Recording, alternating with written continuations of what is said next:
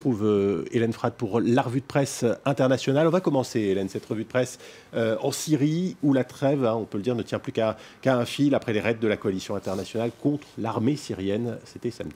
Le fragile cessez-le-feu en Syrie mis en péril, annonce The Wall Street Journal, qui rapporte que les tensions sont montées d'un cran après que des frappes aériennes dirigées contre des positions du groupe État islamique ont touché par erreur, je cite, des dizaines de soldats du régime syrien dans le secteur de Deir ez-Zor, dans le nord-est du pays. L'Orient le Jour, au Liban, rappelle que cette dégradation survient alors que le ton était déjà monté tout au long de la semaine entre les deux promoteurs de la trêve, la Russie et les États-Unis, qui s'accusent mutuellement, on le sait, de chercher à faire capoter le cessez-le-feu. Les Russes et les Américains, que The Independent accuse à son tour d'avoir été incapables jusqu'à présent de faire adopter le principe du cessez-le-feu à leurs alliés respectifs. Les uns et les autres comptent sur la bonne volonté de leur camp, mais c'est insuffisant, critique le journal, qui rappelle les difficultés de Vladimir Poutine à se faire entendre de Bachar el-Assad et celles liées à la proximité de la présidentielle et aux divisions sur la conduite à tenir du côté des Américains. Les États-Unis, où on en parlait il y a un instant, une explosion d'origine intentionnelle, ce sont les mots des autorités, dans un quartier très animé de New York, a fait 29 blessés. C'était dans la nuit de samedi à dimanche. Alors que cette explosion est survenue presque une semaine, jour pour jour, après les commémorations du 15e anniversaire du 11 septembre, et le même jour qu'une autre explosion dans l'état voisin du New Jersey, les autorités américaines ont souligné effectivement n'avoir aucune preuve, pour le moment en tout cas, d'un éventuel lien entre cette explosion et le terrorisme international. C'est ce que rappelle The New York Times en évoquant les appels à la raison et à la vigilance lancés par le maire de la ville, Bill de Blasio, et le chef de la police. Des appels que n'a visiblement pas entendu Donald Trump, d'après le journal, qui raconte que le candidat républicain a immédiatement réagi en annonçant à son public, qui était rassemblé pour une réunion de campagne, qu'un attentat avait eu lieu et qu'il fallait être fort, je le cite.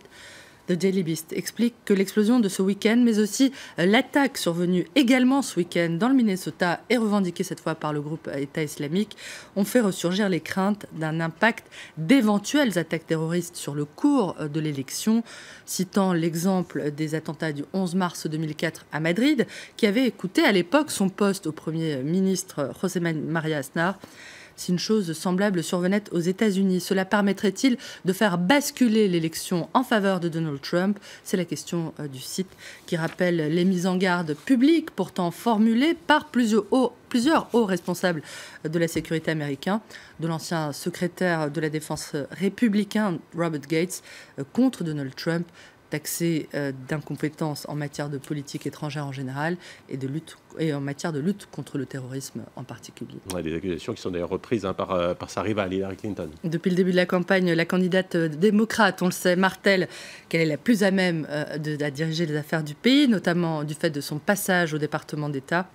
Plus surprenante, en revanche, est sa conversion, que n'a pas manqué de relever Libération, à un certain nombre de principes défendus jusque-là par son ex-challenger, Bernie Sanders. Salaire minimum, gratuité de l'éducation, régulation de la finance. La candidate démocrate présente un programme progressiste rarement vu, salut Libé, qui dit ce matin « merci » à Bernie Sanders, tout en se demandant si ce projet ambitieux est réalisable avec un congrès qui est loin d'être acquis à la cause d'Hillary Clinton et si cette virée à gauche n'est pas une pure stratégie électoraliste pour allier le vote des jeunes et celui des défavorisés. Et on reste aux États-Unis pour finir avec Libération qui revient aussi ce matin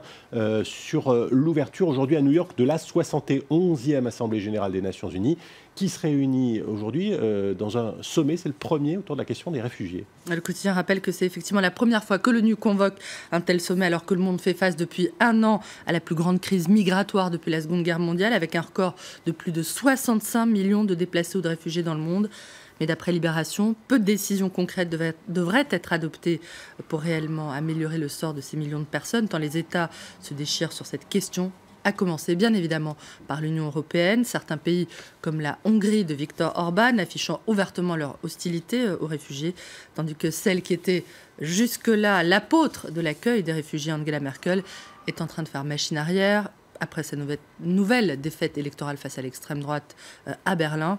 Signe des temps, relève Libé, la chancelière allemande ne participera pas à cette grand-messe new-yorkaise.